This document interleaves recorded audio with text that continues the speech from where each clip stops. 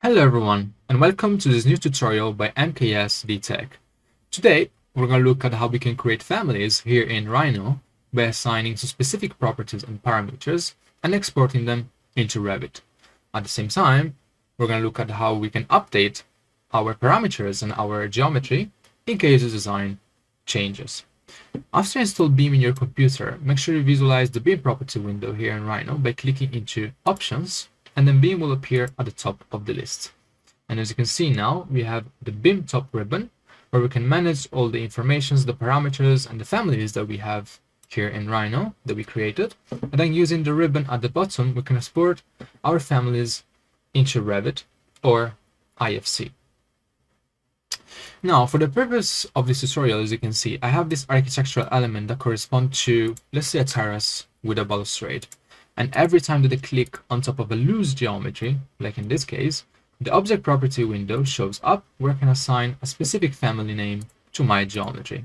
So in case I want to assign a specific family name, for example, terrace, to my terrace, I can just write terrace under the family. Now, as you can see, the family category opens up where I have the possibility of assigning a specific one that are the same as Revit, but I'll leave it under generic models. Subcategory, I can apply, let's say, cladding. And then under materials, as you can see, in Rhino created already two materials. One is aluminum and one is brass. In case I want to assign one of these two specific materials to my geometry that will be visible in Revit after I export this as a family, I can just write the name of the material. So in this case, brass. And if I go on the render view, now brass is applied to all the geometry. I can also change it just by writing the name of the other material. The interesting thing about BEAM is that he is able also to create a specific, let's say, material that doesn't exist. So in this case, if I want to apply GRC, I can just write the name of GRC, and under materials, it creates a new, let's say, standard material. And I can edit the colors, let's say, or the transparency just using the Rhino settings. But for the purpose of this tutorial, let's say I want to leave my terrace under brass, and I want to leave the balustrade under aluminum. I can also apply a specific data parameter that we needed in case we want to deal with Dynamo. We'll explore this in the future, but for now, I'll leave it under MKS, let's say data 1. As you can see, I can apply a specific family parameter as an instance or as a type. So let's say under comment, I can write the stage of my design. So just stage SD. Under mark, I can apply MKS mark, let's say 1. And then workset is basically the workset that you have in Revit already. So let's say workset 01 that already exists in Revit. Let's apply also some family parameters as a type. So just for the purpose of this tutorial, I can apply this parameter, which is MKS, let's say K01, and then MKS type mark 1. So now my geometry is ready to be exported as a family into Revit by clicking on BEAM, and then we can export it as terrace. BEAM is now done. Let's go into Revit. As you can see, after you install BEAM in your computer, BEAM is also visible in the Revit top ribbon. And for the loose geometry, we're going to use blue BEAM. The first drop-down shows always the latest file that you exported as a first option in the chronological order. So terrace, in this case, is visible at the top. And by leaving all the standard settings, now we're able to BEAM our family. So as you can see, our terrace is now visible. The materials are the same. So in this case, aluminum and brass. And all the parameters that I applied are now visible accordingly. So let's go back into Rhino. And let's say I did a design change for example, by scaling my terrace in 1D,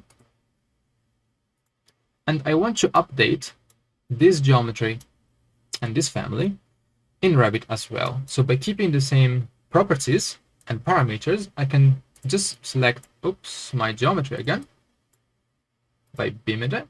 So we can call it terrace, let's say update, and let's beam it again. So if we go into Revit, back into Beam, as you can see now, the latest file is always placed at the top in a chronological order. And by keeping the same type of standard settings, let's beam it again.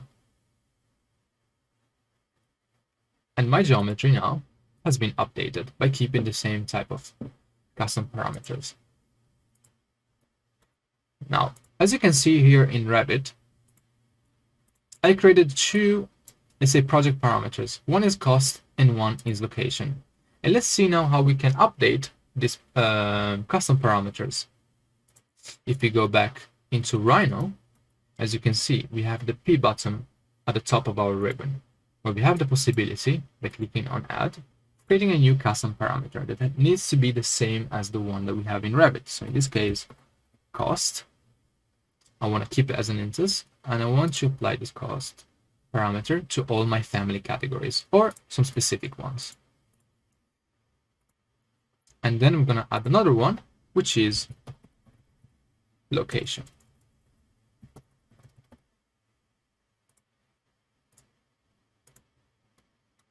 So now, as you can see, if I select my geometry, cost and location are visible. So let's say cost, I want to write 500, and location, London.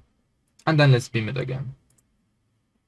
Let's beam it under terrace parameter update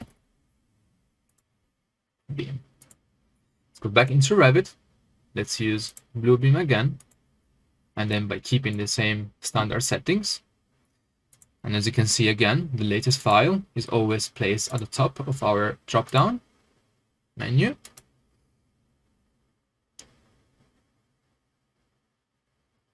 If we click on our family, as you can see, cost and location are updated accordingly. If we go back into Rhino again for a second, Beam has also the possibility of appending a geometry to an existing family. So in this case, I'm going to create an instance, which is a cube, or any type of geometry, but I'm going to create a cube, which is very easy to model, like in this case.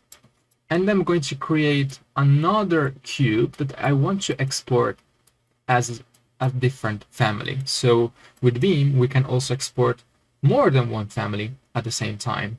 So let's say I want to apply the terrace family. So I'm going to append this cube to my existing family. And as you can see, Beam keeps the same family parameters as my terrace.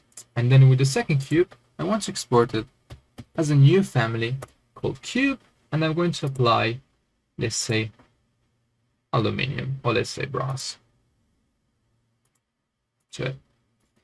I'm going to also, let's say, rotate my cube a little bit. And then we're ready to beam them. By selecting both, I can now beam. I can call this file cube update. Let's beam it again.